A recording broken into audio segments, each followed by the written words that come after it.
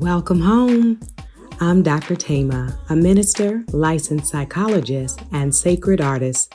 And this is Homecoming, a podcast to facilitate your journey home to yourself. While I will provide weekly inspiration and mental health tips, this podcast is not the same as personalized therapy. I'm so excited you're on the journey. If you want to request specific topics or to submit a poem for me to read on the podcast, email me at homecomingpodcast@gmail.com. Also, to build our community, don't forget to like, subscribe, and share. Let's begin. Welcome home, Cojourners. I'm glad you're here for another episode, and I'm grateful we have a poem submission for this week, and the poem comes from Karen White. And Karen's poem is about having a mother who lived with chronic depression and the importance of supporting her mother in the ways in which her mother supported her as a child. And so this poem is entitled The Root.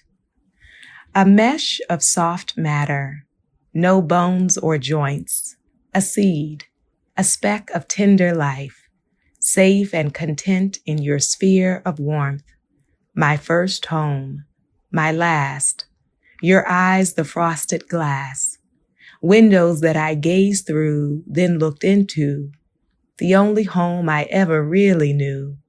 Couldn't hold myself up, but then I grew. Like a daffodil, I grew bathing in your golden light, getting lost in the curls of your beautiful hair, those petals glistening bright. Your laughter warmed my beating heart, still attached to yours by our very own genetic osmosis. The physical umbilical cord cut from us at birth, dividing us into two, but our hearts ever intertwined, just as the grass and the root. With all that love and light you gave, I began to grow very tall. But too soon, Mama, you began to feel small. By the stench of self-doubt and the sting of some things more, I tried to hold you up, Mama, but you began to fall. Downward and downward went the pull of your heart. Smiles became fewer, and you couldn't stop to start. But mine would beat twice as hard when yours couldn't, and I'd lift you when you felt down. I couldn't stop your petals falling slowly, slowly to the ground. And all that light you bathed me in has grown my backbone firm and strong. So I pledge to you, my dear, I'll be yours too when you feel you can't go on.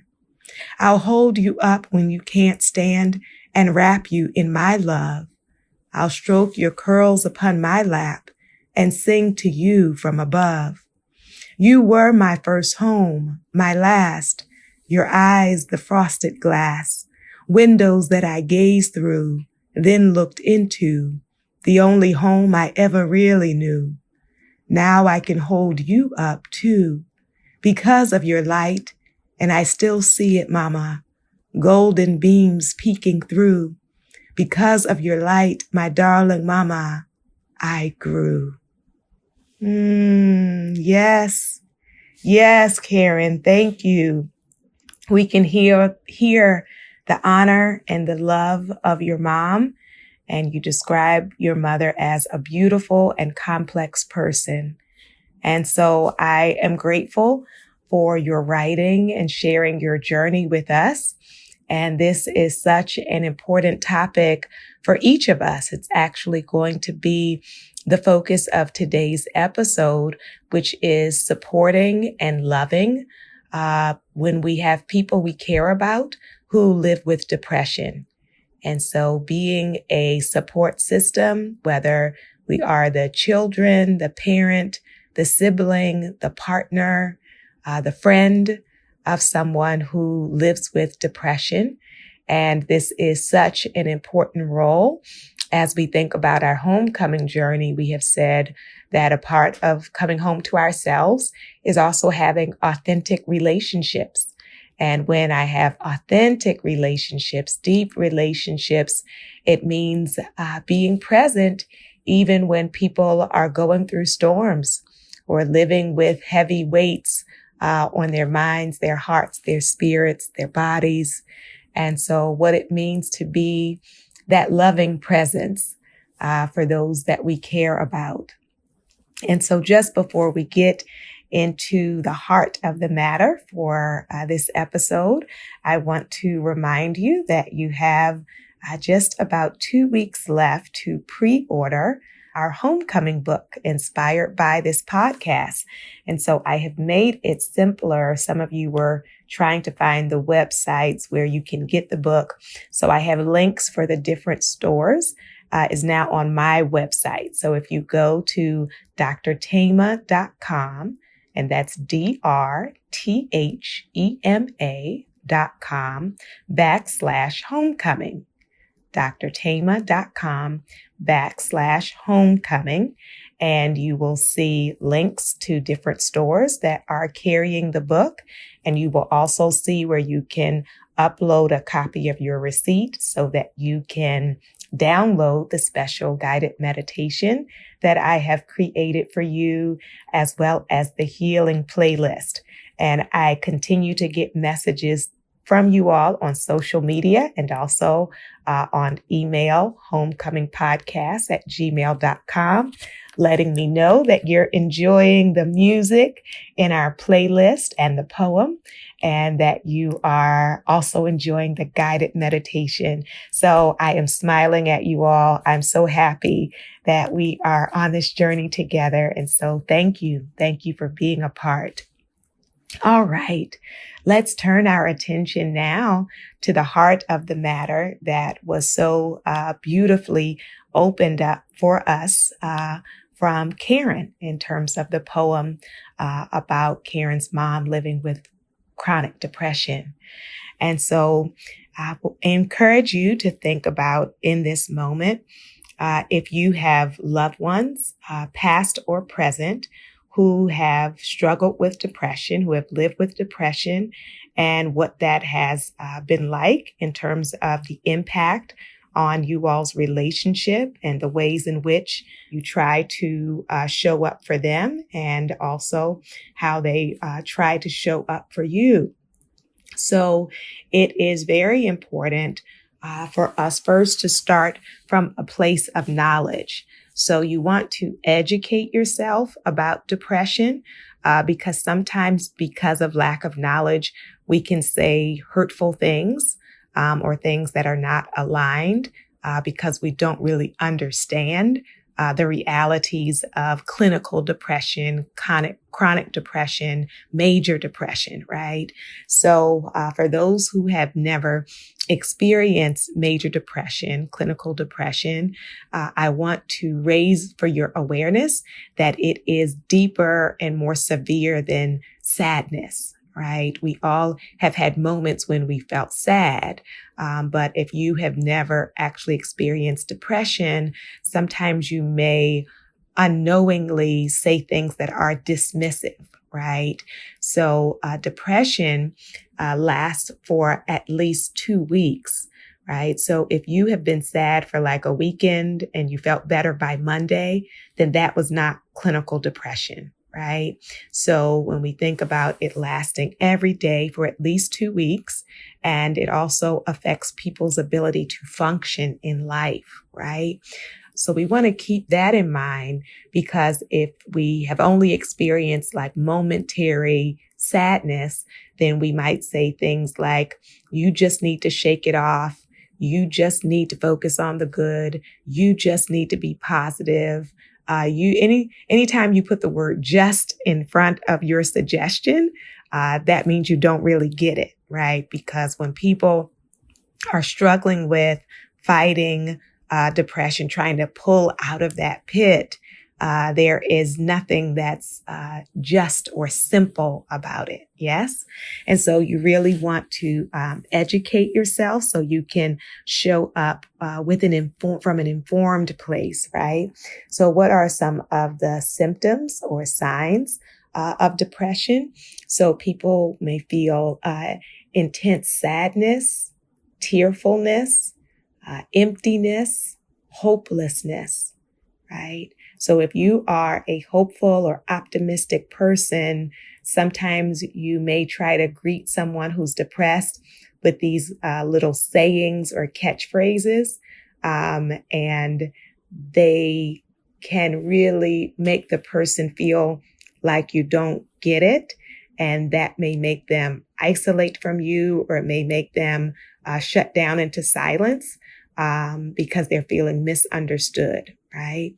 So if you can relate, if you can ever think about a moment in your life where you felt hopeless, right, where you felt empty, then we know during those times, sacred presence can often do much more than empty words or sayings, right? That sometimes we avoid people because we say, like, I don't know what to say. And the reality is there isn't just some magic thing to say when someone's feeling hopeless. An important piece is, am I just willing to be present with you even in the silence, right? Or even saying to you, I can see that you're struggling and I don't have words, but I want you to know I'm here, right? That can go a long way. Sometimes people's depression can show up with irritability or them becoming frustrated by what may look to you like small matters. But when you're in a place of despair and hopelessness, what other people think of as minor is like one more rock in the boulder that you are carrying. And so they may become more tearful, more overwhelmed. And for some people, it may even show up with anger because of that level of frustration. Things that used to interest them or give them pleasure, they're not enjoying anymore. And so it's not personal, right? Sometimes, if you all used to go and hang out, or you used to be intimate more often, and they're not interested in those things anymore, it's not so much a rejection of you personally. It is not even having the capacity to feel motivated, inspired, pleasure, enjoyment, right? That is a part of the depression. Some people experience insomnia, or they may not be able to get up. So they're constantly sleeping, can just feel like there's a weight holding them in the bed. And so it's a fight to even try to get up, let alone to engage in various activities, like to just wash your face and brush your teeth may be the activity that they do that day. We also want to be aware that depression takes your energy. So they may experience a lot of fatigue, and that what may look to you like a small thing can take a lot of effort, right? So we want to appreciate the effort. When someone is depressed, and let's say they show up, but they show up very late, that the lateness does not demonstrate for them a lack of care. But for some people, they had to fight their way through, right? They had to fight their own mind, their own body, their own energy to just try to show up, right? So we want to operate with compassion and with understanding. Some people lose their appetite, or some people have increased cravings for food. And so as a result of that, some people, when they're depressed, lose weight. Some people, when they're depressed, gain weight. And so we want to be really mindful about the harmful things that people can say that are body shaming, right? Body shaming when people have gained a lot of weight without any compassion for what people are feeling. And we also want to be careful because sometimes people have lost a lot of weight due to depression, and everybody is just praising their new body, right? So not paying attention to their heart, their mind, their spirit, just saying, you look great, you look wonderful. And we want to be tuned into really not commentary on people's bodies, but checking in with the heart, right, of the person that we care about, that we love. Some people's depression shows up as anxiety, restlessness. And so being mindful not to shame people or shut them down, right? It's not helpful to say, you just need to calm down, right? Here's that just word again. That can be so dismissive. When we're depressed, our thinking slows down, our speech can slow down, and even our body movements can become slower. And so you think about this, especially if you have an adolescent who is dealing with depression, and sometimes the hurtful things that parents or family members can say that are really insensitive. When we just call people lazy or say like, what's wrong with you? Or you're being disrespectful by moving so slowly. And it's like, really take sacred pause to pay attention to the people you care about, as opposed to thinking everything is an offense or everything is targeted or directed at you as a form of disrespect, that people may really be struggling. We know that with depression, there can also be trouble thinking and concentrating and making decisions and even remembering things. And so we want to be mindful to be compassionate instead of assuming. Sometimes we'll say things like, I know you remember that. There's no way you could forget that. Well, when someone is in that state of depression, there is so much that is happening in the mind, and these negative cognitions, these negative thoughts, that it really can slip a person's mind, right? So that may show up with difficulties at work or difficulties with responsibilities in the home.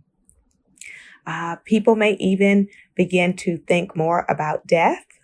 They may think about suicide. There may be suicidal attempts. And of course, some people do die by suicide. So we want to take it seriously when people are beginning to have those conversations.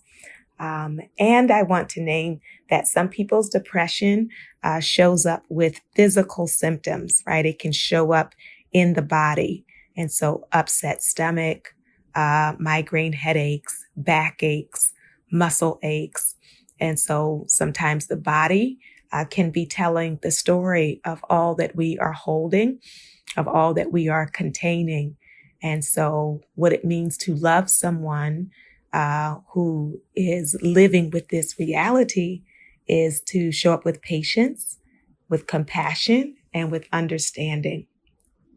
So I mentioned the first piece is educating yourself, because we don't want to say and do things that come from a place of disregard or from a place really of ignorance.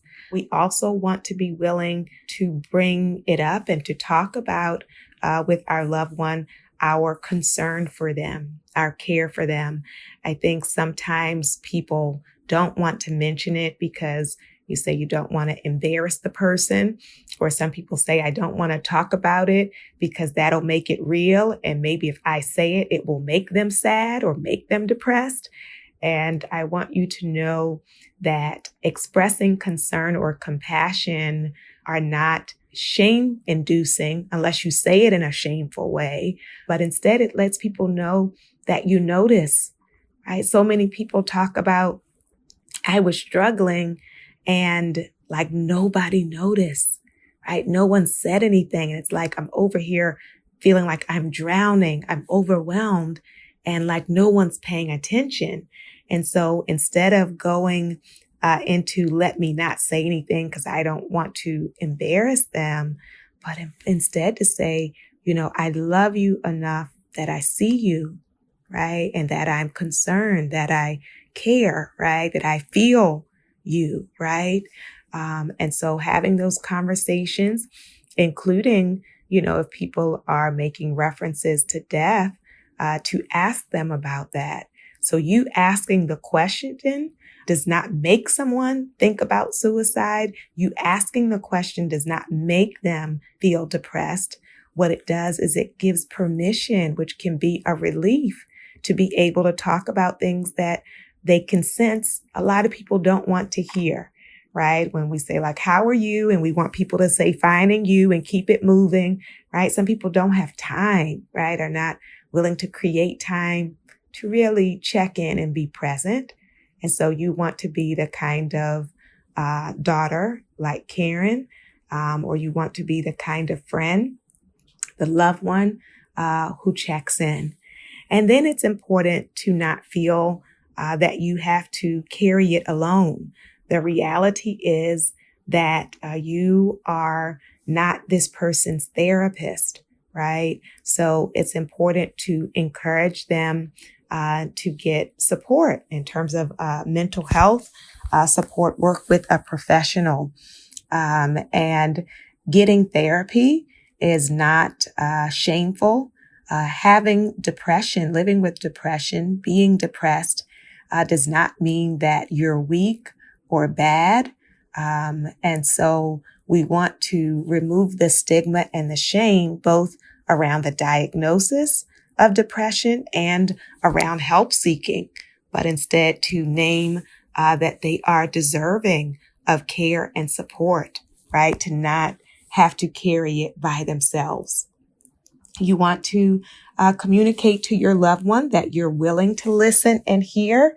And so to slow down, to stop, to be present, to ask questions, and also to appreciate sacred silence, that they don't have to justify, explain, defend themselves, right? That it should never be that it's an argument, but really willing to hear and wanting to understand.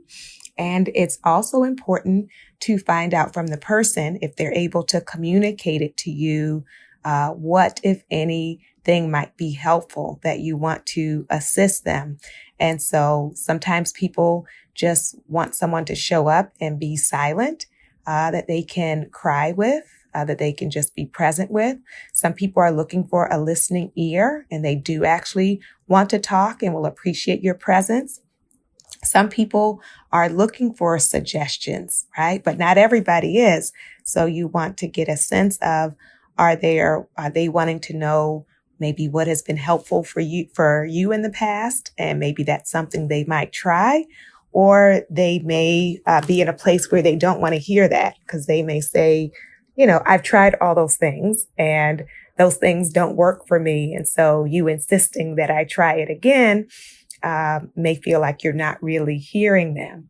And then I want to name, along with that emotional support, an important piece to offer is assistance with tasks. So I mentioned that people have less energy, and a smaller task can take a lot more effort.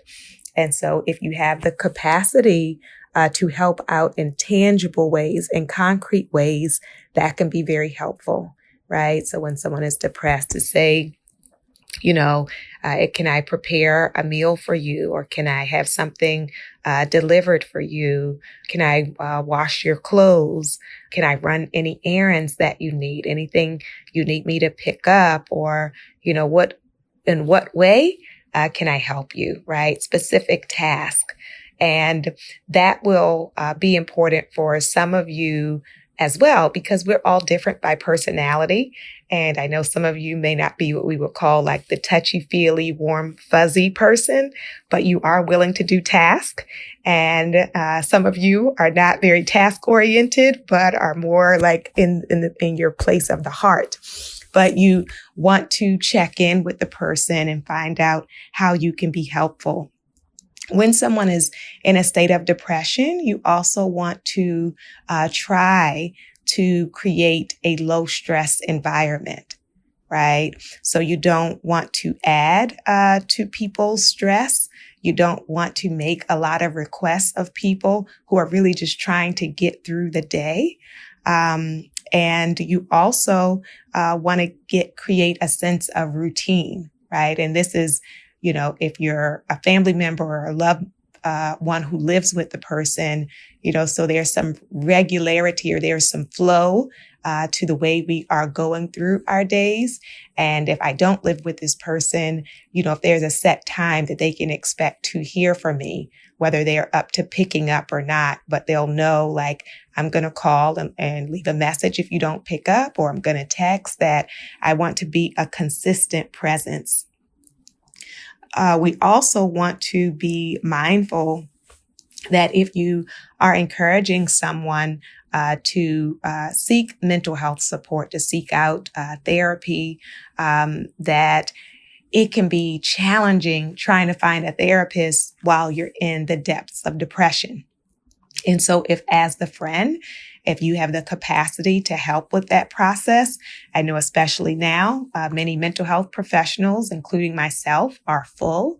And so it can take like a couple of calls. It can take some time to navigate these systems and find someone. So if someone is already depressed, if they make one call and like that person doesn't call back, or that person is full, they may feel exhausted and done. So if you have the energy and they're wanting you to help in that way, that can be important.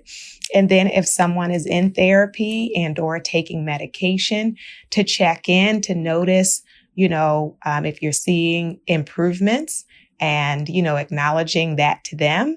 And also to take note if it feels like this person is going into a deeper depression, that it looks like it's getting more severe, to have that conversation with them, that over this past month or this past week, 2 weeks, it seems like it's getting heavier for you. That's just my observation, but I'm wondering from you, is that how it feels, right? So paying attention to where people are.